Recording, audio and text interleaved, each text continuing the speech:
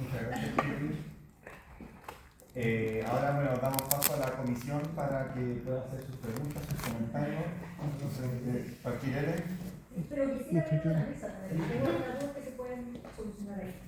Dale todo un documento que... Por eso, para que tomemos algo de la mesa. Sí, estos son documentos que fueron fotocopiados, pero que no, en esta instancia en particular no forman parte de la exposición, pero que en un futuro sí pueden formar parte.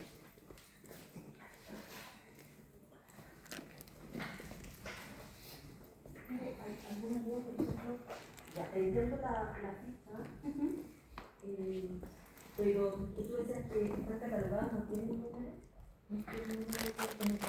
No, todavía no tienen numeración y eso se quiere lograr cuando ya se reconozcan todos los contenidos del archivo. ¿Y ahora cómo están identificados entonces? Por temas, por ejes temáticos, que son la DCFU, el movimiento estudiantil, los centros de alumnos y DUC y otros. Pero eso ya ahora contamos con subdivisiones, por movimientos políticos, por fecha, por temática.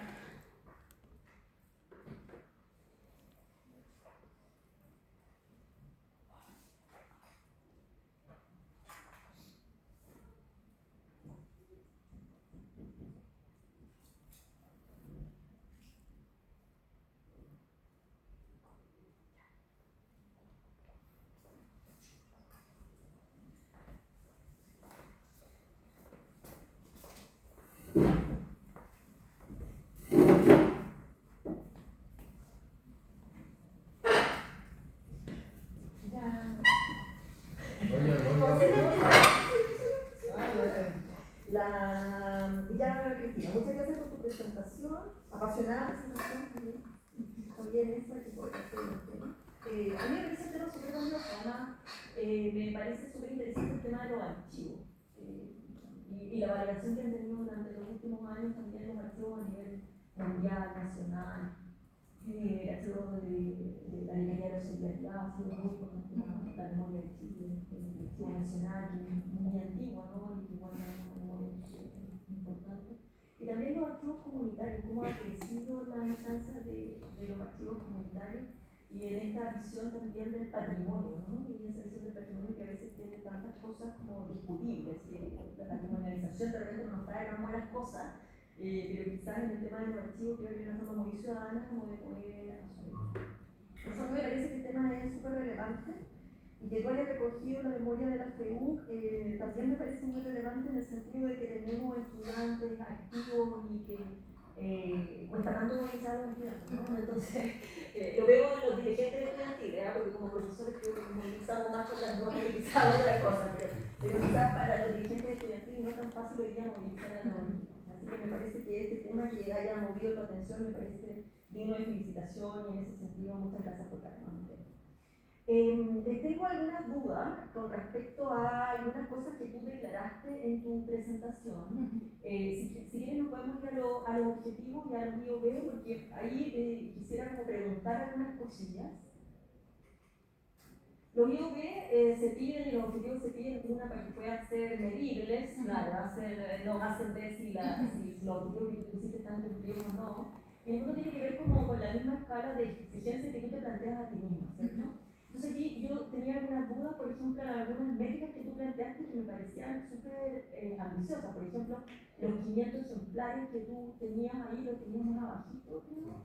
Entre el segundo, claro. Se determina un archivo de al menos 500 unidades de descripción inventariada por la nacionalidad de esos 500 ejemplares están efectivamente como descritos. Así como que su ficha. Sí. O sea, realmente son 567. Ya. Están contabilizados en el Excel y a través de ese Excel fue mucho más fácil generar estas fichas y no tener que ir documento por documento revisando cada hoja, cada página. Eso se agilizó mucho con el Excel. ¿Y lograste escribir? Sí. Ya. Fue un trabajo muy... Ya, es que a mí me pasa que, por ejemplo, estos trabajos que son trabajos de hormiguita y que son súper importantes para los archivos, creo que debería reportar mucho más en tu presentación. Entonces la pregunta, como para que podamos verlos acá presentes, es ¿cuáles de esos hallazgos, por ejemplo, guiaron la curatoría de tu exposición? Porque tu proyecto transita cuando lo leemos, no sé si a Jorge le pasó lo mismo, pero transita como en dos temáticas, en archivo, cómo está compuesto, y yo lo empecé a leer y dije, ah, trabajar en archivo, la composición, yo soy cercana a los archivos, soy muy cercana a Rodrigo Sandoval, he trabajado con él, entonces me parece el proyecto en sí mismo como muy fascinante. Y después venía toda la parte, exacto, salto a la instalación. Y yo creo que en ese salto hay cosas en que uno queda como un poquito perdido, como qué pasó, por ejemplo, con los 500 ejemplares. Y con la descripción de los 500 ejemplares. Que ya hay un tema en sí mismo en cómo describir, por ejemplo. Entonces, la pregunta que quisiera hacerte en primer lugar es ¿qué hallazgos de esos 500 ejemplares o de los más de 500 ejemplares guiaron tu curatoría para esta línea de tiempo? Realmente lo que yo era el material bruto, era querer saber reconocer la historia del movimiento estudiantil a través de los documentos que le dieron vida. Entonces, como esta narrativa y esta exposición es una primera aproximación a difundir este patrimonio, se quería dar una vista general, una mirada general a través del recorrido de la historia de la FEUC. Y como les comentaba, los hallazgos principales es que hay muchos vacíos documentales en este archivo, por lo cual por eso mismo se empieza a narrar la historia desde 1967 y no de 1938, que fue cuando se fundó la FEUC, porque no tenemos ningún documento que date desde antes de esa fecha. Entonces, eso era más que nada... Pero mi pregunta es la papita, porque yo trabajaba en archivo, entonces tú encontrás una carta y decís, esta es la papita. Esto es como lo que nadie sabía y se supo partir del archivo. ¿Encontraste algún documento de esa naturaleza?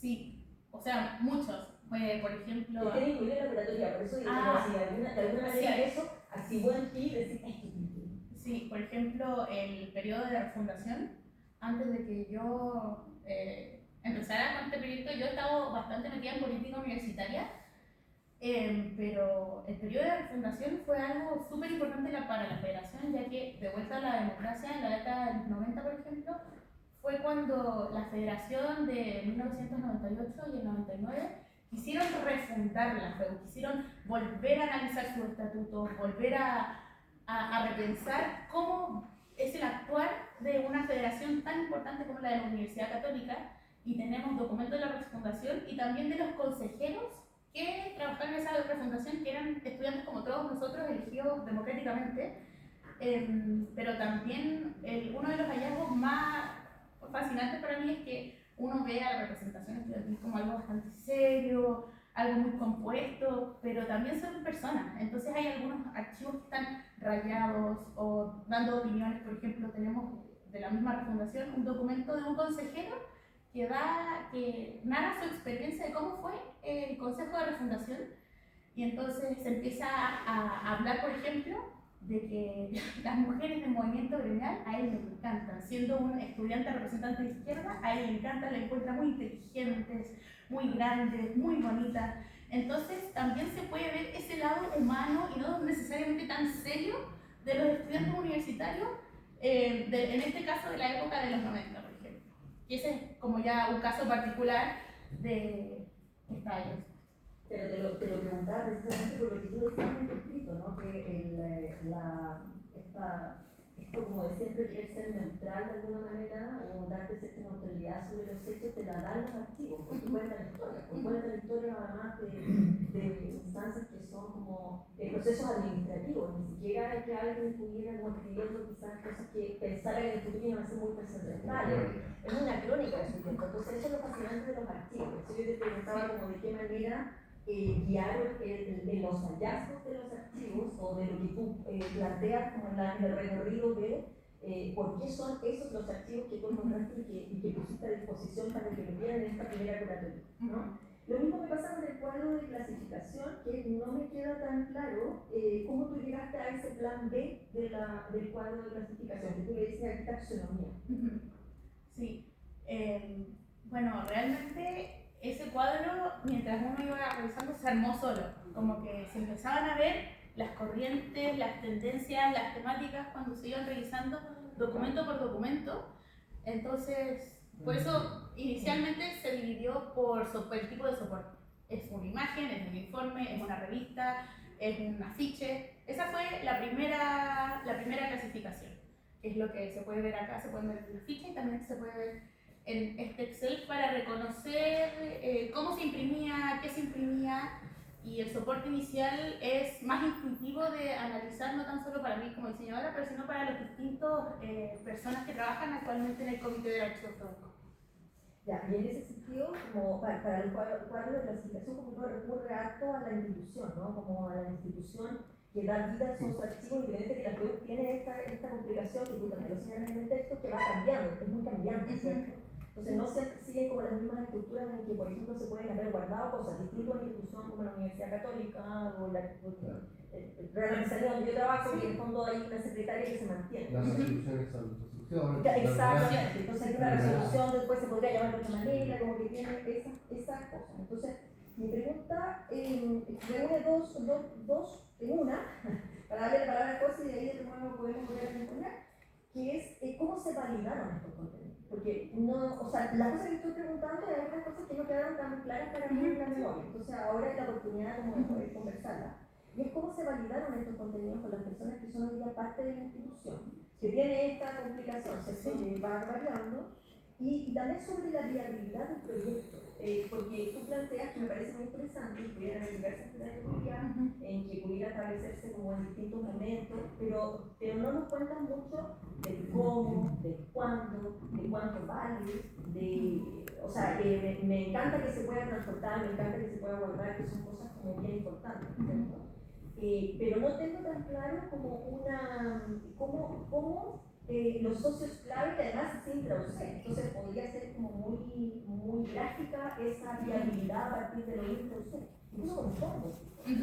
Como que eso está en la nebulosa. Entonces ahí dan dos últimas preguntas para pasarle a las cosas, que es la viabilidad del proyecto y la validación de estos contenidos, sobre todo del cuadro de clasificación. Sí, la viabilidad del proyecto realmente cae en la adecuada gestión con el comité y con la federación, ya que este archivo nace desde la federación. Entonces, por eso se denota que una de las relaciones clave es con estas dos entidades principalmente, y también con la Dirección de Asuntos Estudiantiles, con la DAE, que da fondos cada semestre para desarrollar proyectos como este. Y también la FEU cuenta con sus propios fondos. Y la otra pregunta que me había hecho era... ¿Cómo se validaron los contenidos precisamente del cuadro de clasificación? Sí, con historiadores, cientistas políticas y sociólogos de acá de la Universidad Católica. De hecho, tenemos acá uno presente que fue uno de los que me ayudó para ver que, claro, que esto estuviera bien clasificado, que fuera entendible, no tan solo por mí como diseñadora, pero como por un bibliotecólogo, por un historiador. Hay muchas personas a las que me acerqué de la carrera de Historia UC, las cuales yo les comentaba del proyecto, les preguntaba, les mostraba el Excel, les mostraba los documentos y me decían, oye, Titi, ¿necesitas más gente para hacer todo esto? Entonces yo, claro que sí, necesitamos mucha gente. Incluso una alumna que ahora congeló su carrera, dijo, yo no quiero volver a la carrera, pero sí quiero ir a ver el archivo uno de estos días para ver qué podemos encontrar. Me refiero como a la gente de la FEUC, de la institución, porque los archivos tienen esa relación siempre con quienes son los productores. Sí, son archivos abiertos o cerrados. Sí, de hecho, o sea, realmente tenemos un grupo de WhatsApp directo con la FEUC. De hecho, tenemos 2 miembros de la directiva acá actualmente para que pudieran conocer ya más a fondo el proyecto. Pero sí, fue de la mano de ellos y en constante preguntar y consultar con la FEUC de 2025, que ya salió, y entonces ellos ya conocían todo el proyecto y me dieron el visto bueno para todo, y yo ya tenía libre acceso a la oficina de Campus Oriente. Entonces por eso era súper importante transicionar a la federación de 2026, por eso está acreditado. Y una de nuestras primeras reuniones con la nueva federación fue, yo les dije, ¿qué creen que necesita el archivo hoy día? ¿Qué conocen del archivo hoy día? Me dijeron, pucha, Titi, estábamos pensando quizá en una exposición, no sé. Y yo dije, mira. Y ahí yo les abrí mi computador y les empecé a mostrar un pedacito de lo que ya les mostré acá. Y eso fue, se confirmó y se validó toda la investigación que se había hecho previamente ya en el proceso de seminario. Gracias. Bueno, intentaré no repetirme, pero voy a seguir profundizando en algunas cosas que también me quedaron un poquito con dudas cuando leí la. Lo primero, me gustaría felicitarte. Acá hay una tarea titánica porque en realidad cualquier hacer documental siempre van a tener muchas áreas. En el fondo, y acá claramente es un complemento seminario donde usamos la archivística, la historia del diseño y la que sea así. En el fondo, y creo que tiene como ese valor. Pero claro, en el fondo, yo asumo un poco las palabras de él, en el fondo, cuando nosotros vamos revisando la memoria, nos damos cuenta que, claro, pareciera ser que el tono y el foco mismo de la intención va cambiando. Digamos, como tu metodología, de lo que vamos a hablar respecto a eso, no es tan clara, hace que uno diga, ah, claro, ¿cómo fuimos colocando lo hace? Aquí vamos con esto. Porque mucha parte, de hecho, podemos ir esto de los anillos. Al principio, como al principio.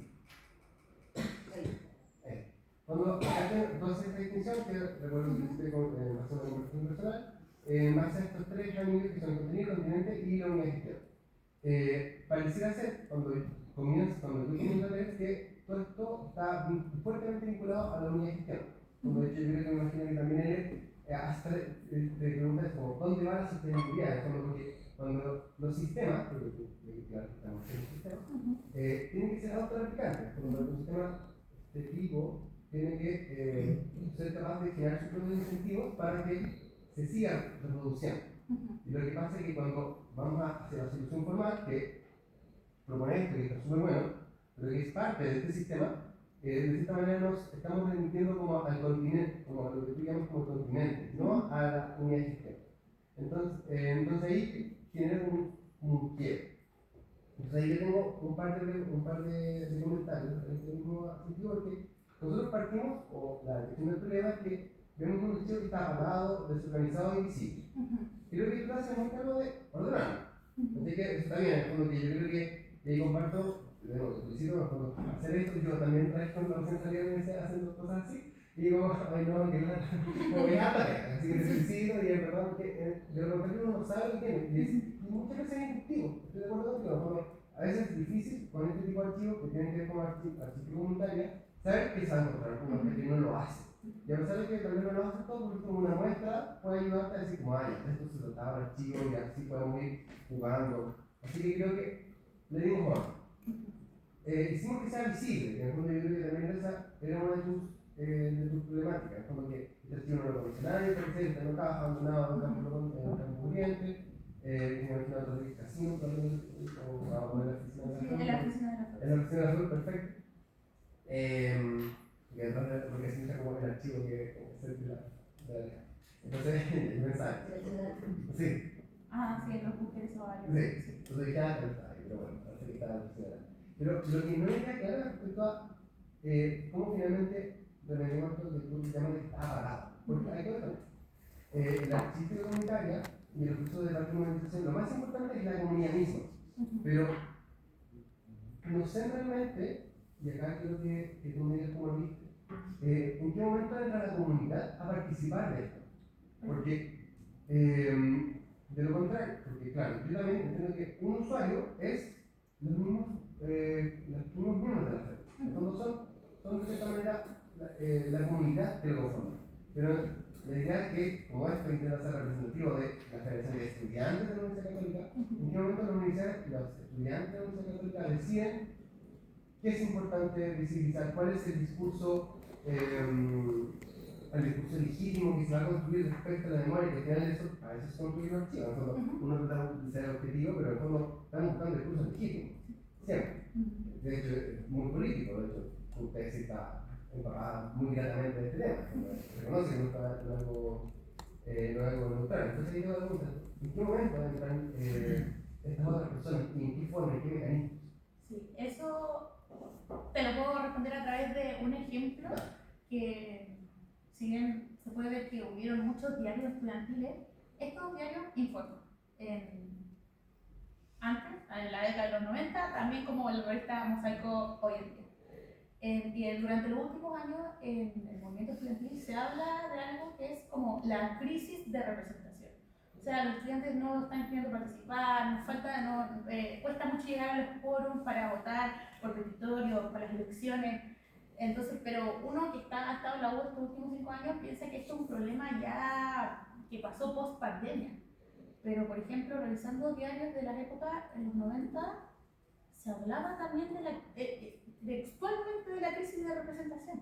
Entonces yo pensaba, o sea, esto no es un problema de ahora, es un problema de hace 10 años, un problema que es de hace 50 años que en su época empezaron a resolver de cierta forma. Entonces ahora, sabiendo lo que contiene el archivo, podemos ir a visitar esos documentos y ver cómo los representantes de esa época empezaron a resolver el tema de los quórums, el tema en este caso y en este ejemplo, involucrar a la comunidad en la representación estudiantil, no necesariamente la política estudiantil, pero sí en la representación estudiantil.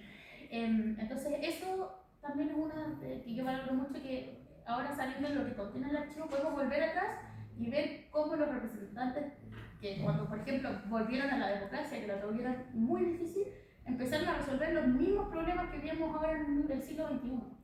Porque eso es un ejemplo de lo que se puede, en este caso, consultar e involucrar a la federación. Pero vamos a lo más concreto. Por ejemplo, en tu IOE 1, 2, 3, yo soy muy listo, hablas de cerca de comentar de 5 miembros a 10 miembros. ¿Cuál es ese mecanismo? Lo vamos a invitar, vamos a hacer panfletos, vamos a tener un proceso de selección, capacitación, ¿cachai? Todo eso es parte del sistema. ¿Qué ganan las personas por participar? Que en fondo puede ser automotivado, en el fondo yo sé que ganan de las plata, ¿se entiende? Pero sí tiene que haber un sistema de incentivo. Entonces, si que lo alcanzaste a pensar, si tenés como algo más situado respecto a eso. Actualmente el comité del archivo está compuesto por 5 personas, de las cuales 3 personas son elegidas en el Consejo del PRODUC por los distintos centros de alumnos y consejeros territoriales de toda la universidad, pero también ahora existe un consejo ejecutivo del archivo PRODUC, en el cual a través de este proyecto queremos motivar a las personas, porque realmente la representación estudiantil hoy en día es un voluntariado. Como la persona no gana nada más que poder poner en su currículum: yo trabajé en esto y estuve haciendo esto, pero el sentido de orgullo y de que te impulse a representar tantas personas y la historia de tantas personas es algo que motiva mucho. Por eso yo elegí el archivo. Pero para el tema de ya la gestión interna del comité, como decía, a la gente que yo le iba preguntando me iba diciendo, yo puedo participar, y no solamente de historia, sino que de muchos sectores de la UCE, de muchas carreras distintas, pero eso es algo que se tiene que elegir y se tiene que organizar en conjunto con el comité. No es algo que yo pueda llegar e imponer, decir como, ya tú vas a hacer esto, tú vas a hacer esto, tú vas a hacer esto, tú te vas a encargar de las gráficas. No, es algo que está en proceso, que se va a elegir. De hecho, este mes se van a votar quiénes van a ser las personas que van a componer el comité del archivo, para empezar ya a mover esta máquina y darle continuidad a este archivo, a este comité que realmente dura un año solamente. Pero dejar como estas directrices permanentes para que, independiente de quién esté en el comité, pueda utilizar este soporte para difundir lo que hoy en día el archivo tiene. Una última pregunta, que es mucho más pedestre que la que dice finalmente. ¿Por qué no optar por la digitalización? Teniendo en consideración que economía digital es una corriente dentro de nuestra universidad, tenemos los mecanismos más increíbles, en una escala así, de hecho que te morís, que te escanean hasta como el último bono coreano. Sí. ¿Por qué no optar como por eso? Que yo sé que esto es sexy, pero no lo escuché y no tuvieron una relevancia en otro vídeo. Sí, eso realmente es algo que se ve desde mediano a corto plazo, ya que eso era algo que la Federación de 2025 quería lograr, y que ellos estaban en reuniones y nosotros decíamos que nuestro principal objetivo como FEUC 2025 es empezar la digitalización del archivo. Entonces por eso yo ahí como de un paso atrás en ese sentido, pero ya esa federación ya no está con nosotros, ya se cambió, por lo cual, claro, se fue fuimos a la Biblioteca de Humanidades, y de hecho tenemos una reunión con ellos agendada para este miércoles 7 de la tarde, para empezar a ver todo este tema de la digitalización, para ver cuál es el mejor mecanismo, cuáles son los archivos que se pueden digitalizar, porque hay algunos, por ejemplo, que ya están ilegibles, que tienen hongos, pero sí es algo que lo tenemos muy presente para el futuro del archivo, sí, en conjunto con el comité. De hecho, el Nico Palazzo, que no sé si está por ahí, que está afuera, haciendo la reunión para ver el tema de la digitalización con bibliotecas UC, porque la federación está abriendo ese tema con una empresa externa. Y el profe me dice como, no, pero tienen humanidades, tienen esta tremenda herramienta de digitalización, ¿por qué no lo próximo acá. Bueno, sí, por eso ya fue un tema que gestionamos que vamos a tener reunión el miércoles. Es papel. Para la presidencia. Pero me preocupa ahora, por eso lo digo, José, es cuando hiciste esta exposición en los otros cantos, ¿tú me explico? Algunas personas sí se paraban como a leer, a mirar, porque igual lo hicimos en un fin de semana, por temas de tiempo y el auto y la cuestión. Pero sí, por ejemplo, cuando la puse acá, pasó un ciclista y a lo que yo estaba terminando de colgar un documento se quedaba así.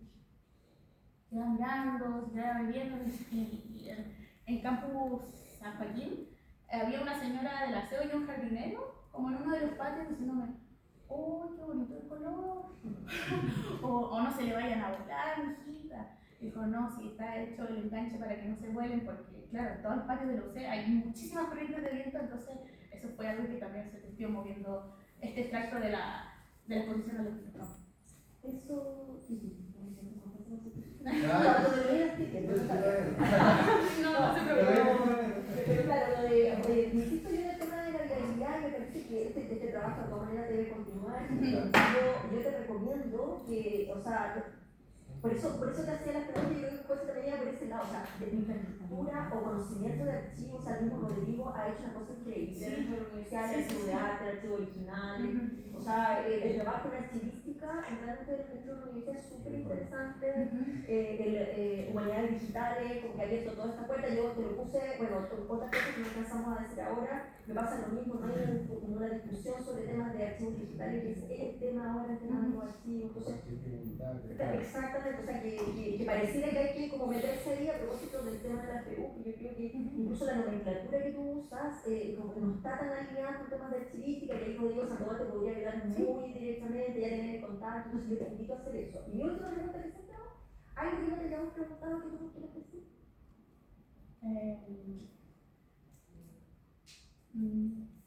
No, creo que no. No sé. Ya, pues, muchas gracias José por los comentarios, muchas gracias Titi por la primera presentación. Le pido a todos los asistentes de esta sala que por favor la abandonen, nosotros nos vamos a quedar aquí conversando.